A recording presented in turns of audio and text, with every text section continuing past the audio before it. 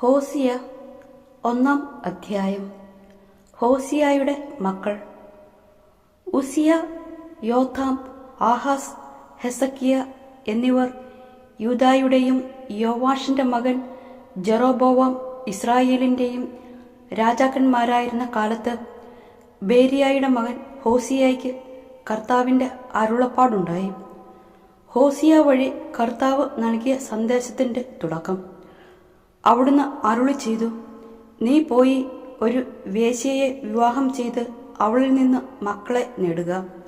കാരണം ദേശം കർത്താവിനെ പരിത്യജിച്ച് വേശ്യാവൃത്തിയിൽ മുഴുകിയിരിക്കുന്നു.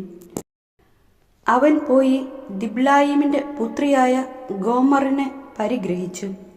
അവൾ ഗർഭം ധരിച്ച് ഒരു പുത്രനെ പ്രസവിച്ചു. കർത്താവ് ഹോസിയായോട് പറഞ്ഞു, അവന് ജസ്രൽ എന്ന് പേരിടുക. കാരണം ജസ്രലിലെ രക്തച്ചൊരിച്ചിലിന് യേഹുവിന്റെ കുടുംബത്തെ താമസമിന്നിയെ ഞാൻ ശിക്ഷിക്കും. ഇസ്രായേൽ ഭവനത്തിന്റെ രാജ്യത്വം ഞാൻ അവസാനിപ്പിക്കും.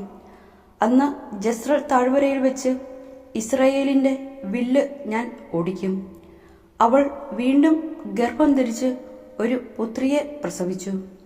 കർത്താവ് ഹോസിയായോട് അരുളി ചെയ്തു, നീ അവൾക്ക് കരുണ ലഭിക്കാത്തവൾ എന്ന് പേരിടുക.